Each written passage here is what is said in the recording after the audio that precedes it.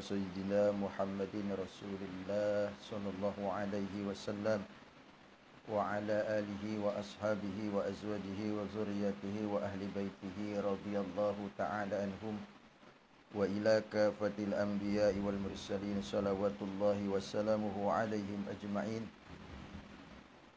إلى أرواح جميع العلماء العاملين والفقهاء والمحدثين والموحدين والقراء والمفسرين والسادة الصوفية المحققين والتابعين لهم بإحسان إلى يوم الدين إلى أرواح جميع مشايخنا وأساتذنا أساتذنا نفعنا الله من علومهم وأسرارهم وأنوارهم وبركاتهم في الدين والدنيا والآخرة. الفاتحة. أعوذ بالله من الشيطان الرجيم. بسم الله الرحمن الرحيم. الحمد لله رب العالمين الرحمن الرحيم مالك يوم الدين إياك نعبد وإياك نستعين اهدنا الصراط المستقيم صراط الذين أنعمت عليهم غير المغضوب عليهم ولا الضالين آمين. السلام عليكم ورحمة الله وبركاته.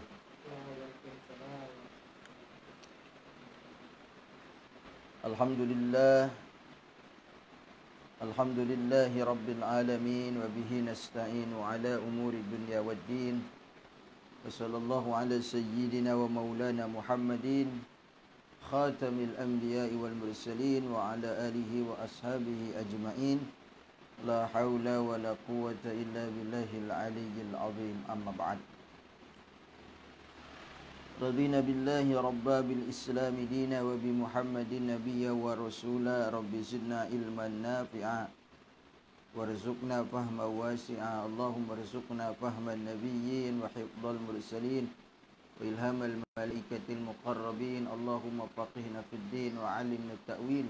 Allahumma aghnina bil ilmi wa zayyinna bil hilmi wa akrimna bit taqwa wa jamilna bil afiyah bi rahmatika ya arhamar rahimin.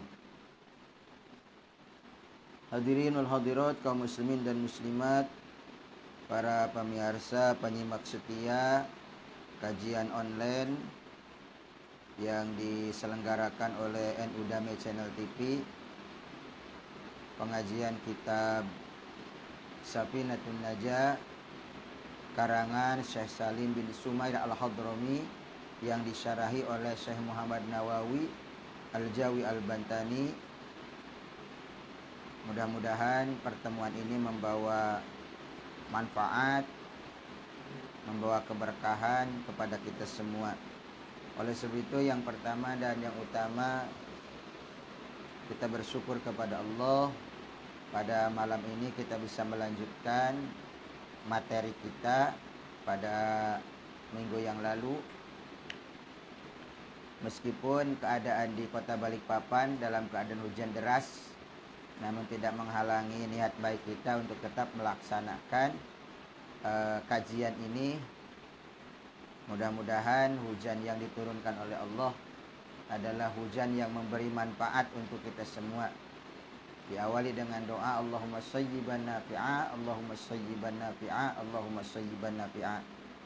Salawat dan salam selalu kita sanjungkan kepada Nabi Agung Rasul Karim, Nabi besar Nabi Muhammad Sallallahu alaihi wasallam, kepada keluarganya, para sahabatnya, dan juga para pengikutnya yang selalu setia mengikuti ajarannya hingga akhir zaman. Pada pertemuan malam ini kita akan mengetengahkan atau mengangkat satu pasal fi mujibatul gusli. Itu paslun mujibatul gusli, pasal yang menjelaskan tentang hal-hal yang mewajibkan mandi. Mandi di sini tentunya mandi besar, ya. Karena mandi itu kan ada macam-macam. Ada mandi yang mubah, ada mandi yang wajib, ada mandi yang sunnah, ya. Nah, yang dimaksud di sini adalah mujibatul ghusli itu artinya yang mewajibkan. Jadi mandinya mandi yang wajib. Wajib mandi. Berbeda dengan yang sunnah. Tidak mandi tidak apa-apa, tapi berpahala kalau mandi. Kalau mandi mubah, ya tidak ada pahala dan tidak ada juga dosa. Mandi itu kapanpun ya, silahkan. Berapa kali pun, yang terpenting airnya ada, silahkan. Tidak ada larangan.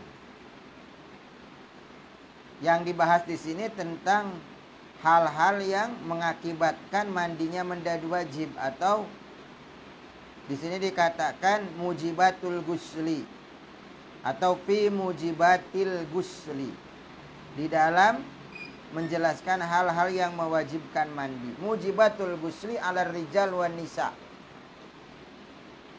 Jadi hal-hal yang mewajibkan mandi, baik itu kepada laki-laki ataupun kepada perempuan, sitatun, itu jumlahnya ada 6. Jadi mandi yang wajib itu ada 6. Salah satun tashtaroku fiha ar-rijalu wan nisa. Yang 3 hal bersekutu. Artinya yang 3 hal ini berlaku baik laki-laki ataupun perempuan. Apa itu? Wahiyya dukhulul hasyafah fil farji. Memasukkan kelamin laki-laki ke dalam kelamin perempuan, yaitu berhubungan badan, ya, memasukkan kelamin laki-laki kepada kelamin perempuan. Ini berlaku bagi laki-laki dan juga berlaku bagi perempuan. Jadi ketika berhubungan suami istri, yang mandi bukan hanya suaminya saja, tetapi istrinya juga wajib mandi. Jadi ini berlaku atau musyarakah bersama-sama ya dalam hukum kewajiban mandinya. Kan? Kemudian wa khurujul mani. Ya, mani yaitu keluarnya air sperma, air mani. Baik dengan sebab persetubuhan ataupun dengan sebab mimpi gitu kan. Nah, atau sebab yang lainnya. Nah, keluar sperma baik laki-laki ataupun perempuan. Ya, laki-laki ya keluar juga sperma, perempuan ya keluar juga, maka kewajiban mandi. Yang kedua, keluar air sperma itu bagi laki-laki dan juga bagi perempuan berlakunya. Kemudian wal maut, meninggal. Meninggal itu enggak ada laki-laki ada perempuan, semuanya akan meninggal. Laki-laki meninggal, perempuan juga meninggal. Maka kewajiban mandi ketika meninggal bukan hanya untuk jenazah laki-laki, tapi juga jenazah perempuan. Cuman kalau orang meninggal pasti bukan mandi sendiri, yang jelas ya dimandikan gitu kan. Ya bisa jadi geger atau orang pada larian ketika ada jenazah, ketika meninggal mandinya mandi sendiri begitu kan. Nah, jadi kewajiban orang hidup adalah memandikan jenazah. Kemudian ada juga wasalasatun tukhtasu biha an-nisa, dikhususkan dengannya laki-laki perempuan saja. Jadi ini khusus bagi perempuan saja. Mana yang 3 yang khusus bagi perempuan? Al-haidu, haid. Menstruasi, maksudnya bukan mencret. Ya.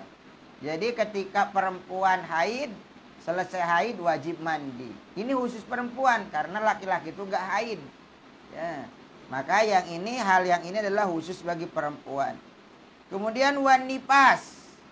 Ya, yaitu setelah nipas, ya, yaitu nipas. Nipas itu setelah perempuan melahirkan, keluar darah, namanya darah nipas.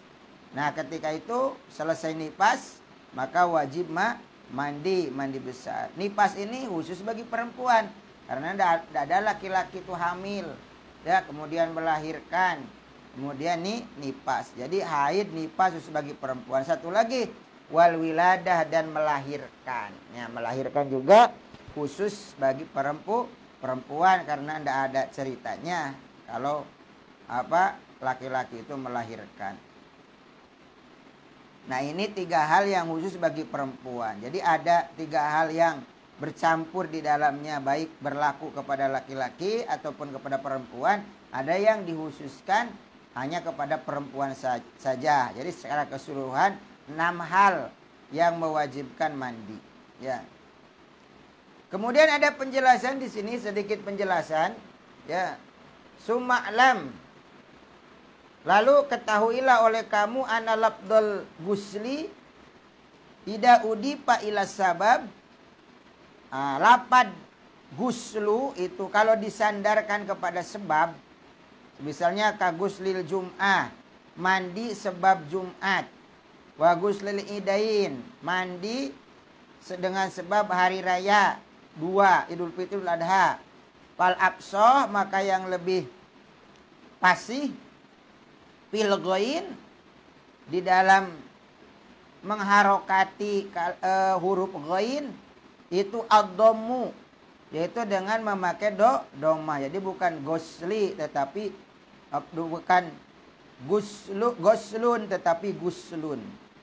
Jadi apa tadi? Guslil jum'ah, guslil idain, itu kan? Nah. Wa kadza goslul badan wa in udipa ila saub wa nahwihi.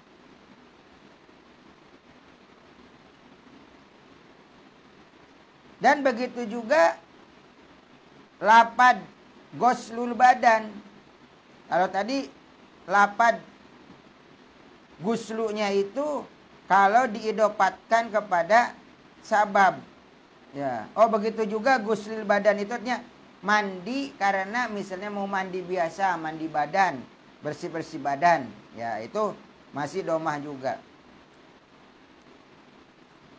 Wa in udipa ila saub, tapi kalau disandarkannya kepada saub, kepada pakaian, kepada baju, ya, kagosli saub, mencuci baju, pal absoh al fathu, maka yang lebih pasti itu adalah fathah. Jadi goslis saub gitu kan ya. Atau misalnya kita bersih-bersih, misalnya selain daripada misalnya kalau dalam wudu itu tangan, goslul yaden, goslul rijlain, itu kan? Goslul wajhi, nah itu pakai fathah. Ya, tetapi kalau seluruhan badan itu guslul badan, ya. Atau kepada sabab tadi goslul jum'ah, ya, guslul jum'ah, guslul idain, begitu. Nah, yang pertama kita tafsir, kita perinci satu-satu hal-hal yang mewajibkan mandi itu ilajul hasyafah, yaitu memasukkan hasyafah, duhuluha kuliha, yaitu masuknya hasyafah secara semuanya, wa intolat, meskipun panjang, gitu kan. Baik itu walau bila qasdin, meskipun tidak ada maksud, ya, tidak ada maksud untuk memasukkan tadi, atau pas tidur, ya, tidur mungkin dengan istrinya, tiba-tiba memasukkan hasyafahnya, ya, fil parji, kepada parji istrinya. Nah, maka itu mewajibkan daripada mandi besar. Di sini dijelaskannya secara terperinci di dalam syarahnya, fi ayil parjin kanat sawaun kana kubulu imro'atin au bahimatin au duburuhuma au duburu rajulin sogirin au kabirin hayyin au mayitin au duburi nafsihi au zakarin akhor, kan dijelaskan, tapi ini panjang ini. Meskipun misalnya kubulnya itu atau parjinya itu parji perempuan, gitu kan, atau parjinya itu parji binatang, atau dubur, lubang belakang, ya, lubang anus. Nah, itu sama juga itu, ya. Kalau dijelaskan, baik yang hidup ataupun yang sudah meninggal, Ya, di sini dikatakan hayyin au mayitin, ya. Ada meninggal istrinya misalnya, perpisahan. Kemudian apa? Si suaminya itu menyetubui istrinya. Nah, maka tetap aja sama. Tapi kalau mayitnya, kalau misalnya sudah dimandikan apa, nggak hadas lagi karena tidak kena hukum lagi kalau mayit.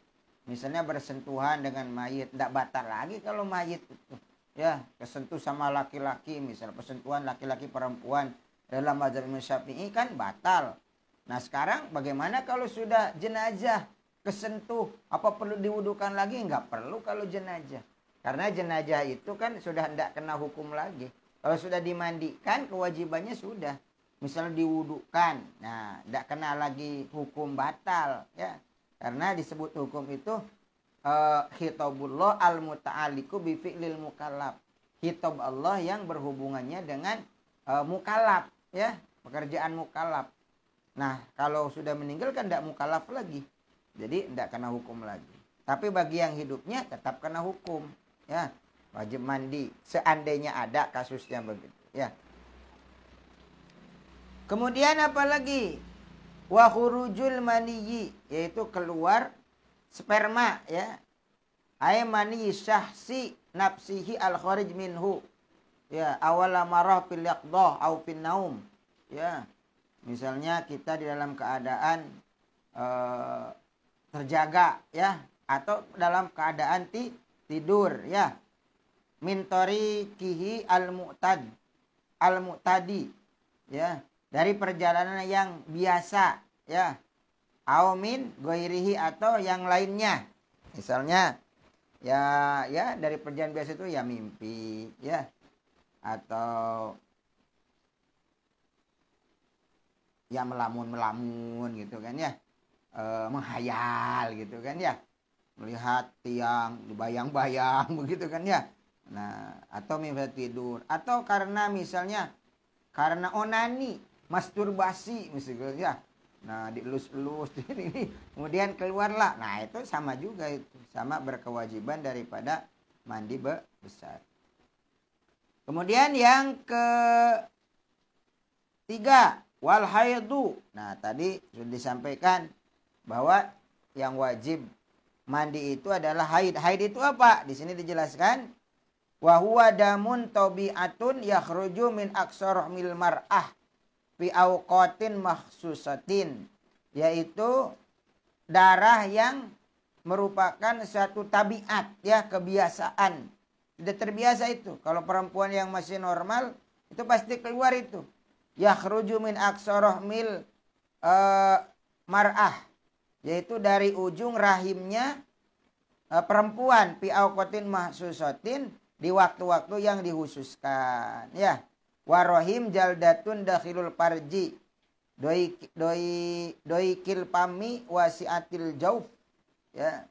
Rahim itu adalah kulit di dalamnya kelamin perempuan yang sempit, mulutnya, kemudian luas dalamannya, lubangnya. Nah, itu rahim, ya. Jadi kalau ketika ada yang keluar darah dari situ, ya, bagi perempuan, nah setelah selesai darahnya itu, haidnya itu, maka diwajibkan mandi, ya. Kemudian yang keempat, an-nifas. Nifas itu wahuwa adamu al-khariju akiba firaghi rahmil mar'ah minal hamli walau alaqah, ya. Yaitu darah yang keluar setelah selesainya atau bersihnya rahim perempuan dari hamil, ya. Jadi hamil itu kan setelah keluaran, ya. Nah, kemudian apa? Kemudian nanti keluar disusul dengan namanya darah, ya. Setelah apa yang mengikutin daripada janin tuh yang keluar itu, ya. Wah, semuanya keluar. Nah, baru biasanya ada darah keluar. Nah, itu namanya darah nifas. Walau alaqah, meskipun yang keluarnya itu alaqah. Alaqah itu darah, baru darah. Kan yang pertama proses janin itu adalah nutfah. Nutfah itu adalah sperma. Baru 40 hari berubah menjadi alaqah, darah. Baru nanti berubah lagi menjadi mudghah, yaitu daging. Ya, nah sebagian kaul kan ketika alaqah juga, ya, itu termasuk daripada darahnya darah nifas, ya. Aumi mudghah, atau darah yang sudah darah darah yang sudah membentuk, begitu kan ya. Nah, kalau alaqah itu darahnya udah daging, mudghah udah daging, ya, udah berupa daging, sudah bukan berupa darah lagi, begitu kan. Nah, kemudian yang kelima adalah wa khamisuha al-wiladah. Yang kelimanya itu adalah melahirkan. Nah, di dalam haid nanti kan ada perincian, ya. Ada masa-masanya haid itu. Misalnya golib-golibnya 6 hari, 7 hari. Nah, galib itu. Ya, ada juga yang goer galib. Yang penting minim-minimnya seandainya darah itu keluar terus-menerus, itu minim-minimnya adalah 24 jam. Sehari semalam, ya. Tetapi kadang-kadang keluar, tidak keluar. Nah, itu biasanya 6 hari atau 7 hari baru selesai daripada haid. Nah, paling banyaknya haid itu adalah 15 hari, 15 malam. Nanti ada pasalnya khusus yang menjelaskan masalah haid. Kemudian nifas. Nifas itu biasanya umumnya galibnya adalah 40 hari. Paling banyaknya nifas itu adalah 60 hari. Dan ada juga yang begitu melahirkan keluar nifasnya hanya sebentar saja, sedikit keluar, lalu itu kering, ya, tidak keluar lagi. Ada, itu namanya keluar daripada kebiasaan, goir galib. Tapi galibnya, ya, sebagaimana istiqra dari para ulama, khususnya Imam Asy-Syafi'i ala nisa'il Arab, kepada wanita-wanita yang berada di negeri Arab, ya, umumnya yaitu 40 hari. Banyak-banyaknya 60 hari. Sama seperti haid juga. Nah, apabila selesai daripada haid ataupun nifas, maka seseorang berkewajiban untuk mandi, gitu kan. Nah, kemudian yang kelima adalah melahirkan. Nah, melahirkan, maka setelah melahirkan itu wajib mandi daripada melahirkan. Nah, kemudian yang keenam adalah wal mautu wasadisuha. Yang keenam adalah al-mautu, yaitu ketika seseorang meninggal li muslimin, ya, ghairi syahid, muslim tapi yang tidak syahid, ya. Ini wajib. Amal kafir, adapun kafir fala yajibu gusluhu, tidak wajib memandikan kafir itu, tapi bal yajuju, boleh-boleh saja. Ada seorang non muslim misalnya, ya, kemudian meninggal, tidak wajib dimandikan kok. Tapi kalau mau dimandikan boleh-boleh saja. Amma syahid, adapun syahid, fala yajibu gusluhu. Orang mati syahid itu tidak wajib memandikannya. Bal yahrumu, bahkan haram. Jadi jangan sampai dimandikan orang yang syahid itu. Kenapa? Sebab ada sabda Rasulullah, ya, la tagsiluhum, ya, fa inna kulla jarohin yafuhu miskan yaumal qiyamah.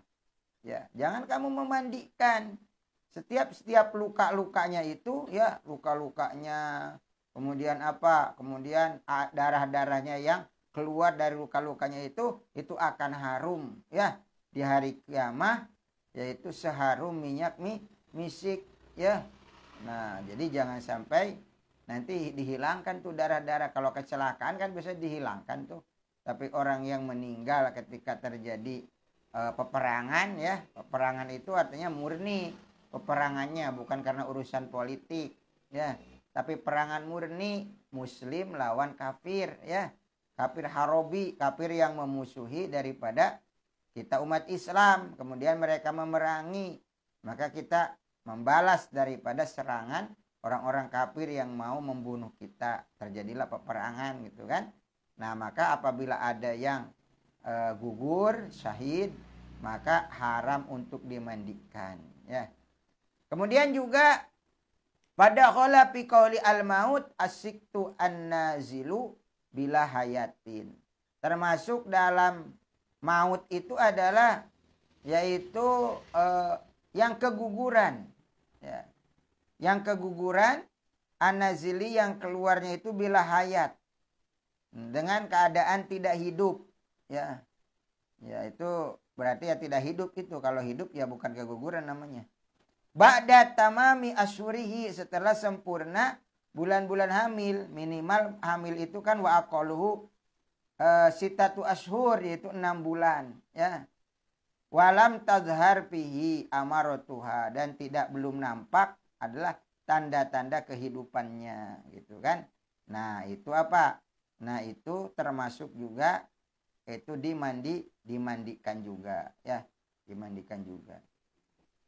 Maka wal maut mujibun lil gusli alal ahya, ya. Maut itu mewajibkan untuk mandi alal ahya, kepada orang-orang yang hidup. Artinya memandikan. Kewajibannya itu kewajiban kepada orang hidup. Lil gusli alal ahya, la alal mayit.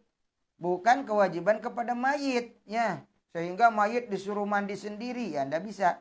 Ya, karena hukum itu tadi kembali kepada orang hidup, bukan kepada orang mati, ya. Fal mujib lil gusli, kewajiban untuk memandikan itu imma ayakuna qaiman bil fa'il au bi ghairihi, ya. Jadi boleh saja mandi itu dalam keadaan berdiri, ya. Memandikannya dalam keadaan berdiri boleh, ya, atau dalam keadaan duduk misalnya, atau gimana saja, bagaimana nyamannya, begitu kan. Nah ini juga dibolehkan. Ini adalah satu pasal yang menjelaskan tentang kewajiban-kewajiban untuk melaksanakan mandi besar. Mudah-mudahan ada hikmah dan manfaatnya, menambah wawasan keilmuan kita semua. Amin ya Allah ya rabbal alamin. Demikianlah, kurang lebihnya mohon dimaafkan. Wallahul muwaffiq ila aqwamit thoriq. Khairul kalam. Wassalamualaikum warahmatullahi wabarakatuh.